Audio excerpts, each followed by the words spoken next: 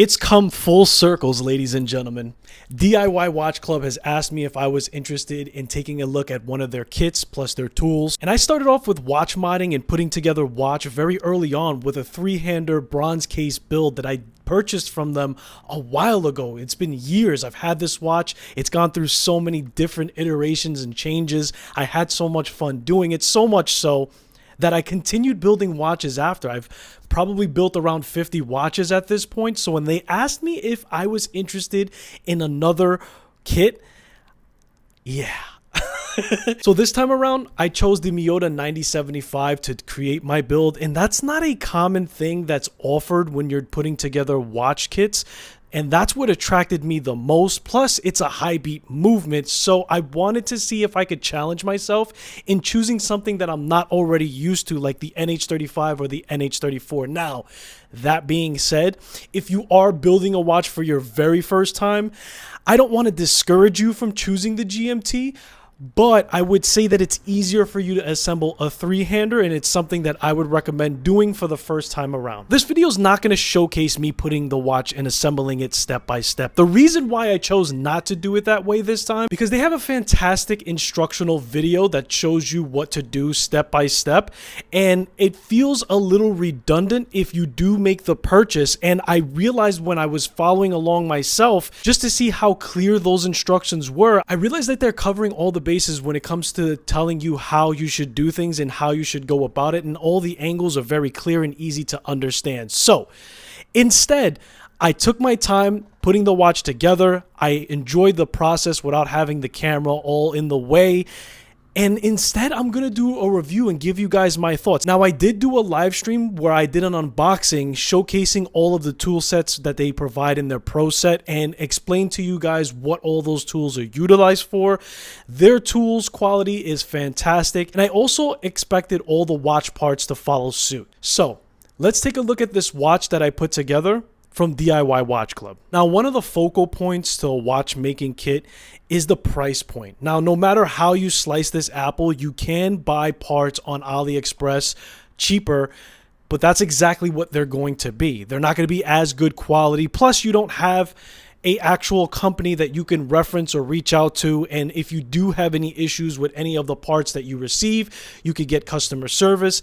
So that would be the advantage that you would have instead of just going with a cheaper solution on AliExpress. Plus, this one in particular is a Miyota 9075, so there aren't as plentiful parts that are out there for you to purchase to begin with. And it just makes it easier to have one source where if you do want to swap out different things like bezels or bezel inserts, they'll have them available for all of the watches that they have as a set. Now, on my calibers for this watch, I got a diameter of 42 millimeters, a lug to lug of 47.6, but because of the bracelet having that male end link, it's also 51.3 millimeters from end link to end link. The thickness is a 14.8 millimeters. Now that's on the thicker side of things, and we're going to talk about that coming up. The lug width is 22 millimeters. The crown is 6.9 millimeters and has a water resistance of 200 meters, assuming that you assemble it correctly. The weight is 170 grams. 77 grams of that is going to be the watch head alone. So again, one of the highlights about putting this watch together is you're using a high beat Miyota 9075.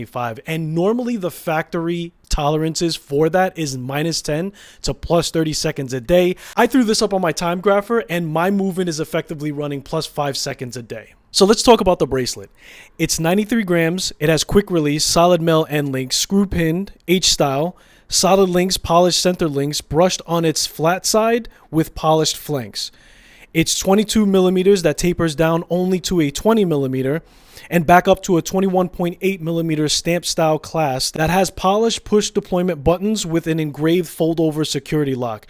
3 points of tooled micro adjustments. It's all brushed on the high contact flat point of the clasp surface with polished flanks as well. Because the bracelet is wider at 22 millimeters, I think it would have been best to taper into an 18 or 19 millimeter and have a smaller size clasp overall. In addition, I honestly would have preferred a milled clasp. I understand that it's a cost-cutting solution for brands, but I think it's worth it at the end of the day. The links should also have less of a gap spacing between them because there is a louder jangle sound due to that.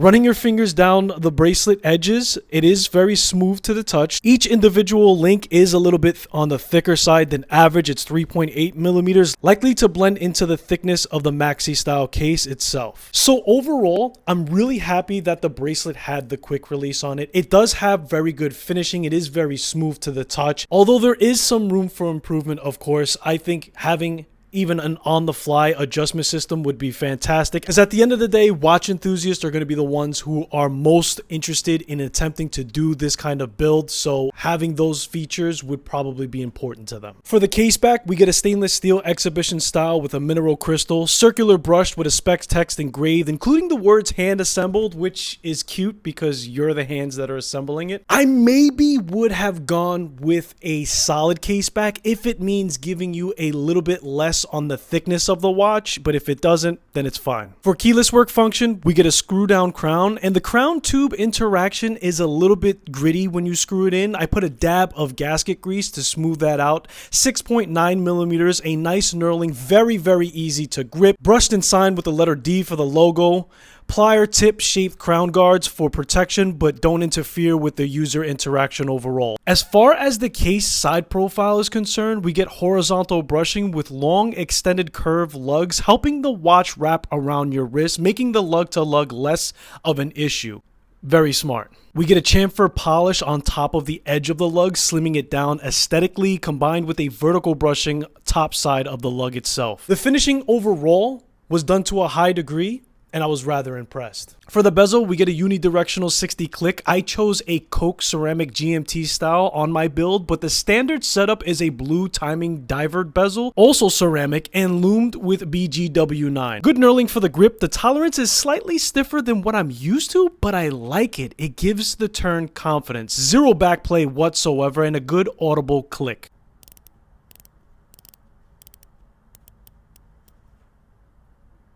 We get a double dome sapphire crystal with anti-reflective coating. No issues when it comes to that coating, and being in direct sunlight, there are enough layers of that AR applied, so hats off. For the dial, they provided two sets of this maxi diver style hands with BGW9 Lume. There's also Lume on the GMT hand, painted in a red fire color. The second hand has a pointy pill on one side and an arrow as its balance. Super cool. But the hour and minute hand had almost a patina unfinished look to them. Even with the additional pair given, it looked even worse. I'm unsure exactly what happened there. Up close, it's very obvious, but when the watch is built and I'm in a standard interaction distance, you can't really tell. Aside from that point, I love the style and I love the boldness to them overall. We get a brushed stainless steel chapter ring with black minute markers, a Fume lacquer dial with a GMT hour tracker on the outer edge, sandwich style indexes, frame date wheel aperture at the 3 o'clock, white date wheel that's within it, a red GMT text printed on the dial while the rest of it is in white. I gotta make a special note for this dial. It's actually very smart for them to give us that sandwich style indices packet full of lume,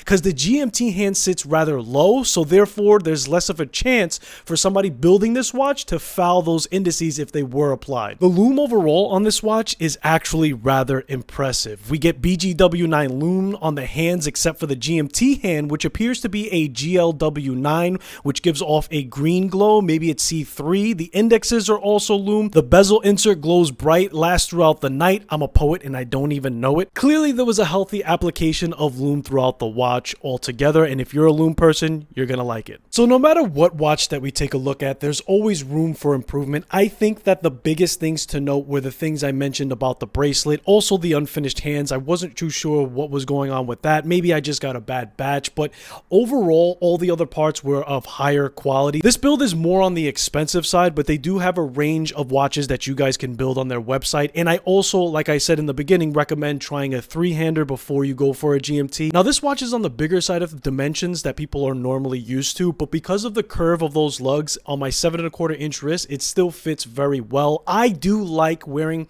thicker watches that are tool watches. I don't mind them being a little bit bigger on my wrist. When I need to and I want to wear something slimmer, I just do that. But I also like to have watches in my collection that have a little bit of thickness to it. Now, the reason why I want to talk about that, it seems that DIY Watch Club has a thicker case for their Miyota movement. even though the Miyota movement itself is thinner and we're used to seeing a smaller design. However, they're using their parts to be a little bit more interchangeable. So as time goes on, my recommendation to them would be to get a slimmer case specifically for the Miyota movement, because watch enthusiasts tend to expect a smaller design when it comes to it. Overall, I am very happy with the quality, and this would make for a very good gift for somebody that you know that's a watch enthusiast that wants to try to build their own watch. But let me know what you guys think in the comments below. I'll leave a link in the description for their website. I appreciate you guys for spending your most valuable asset, which is time, and I'll hopefully see you in the next one.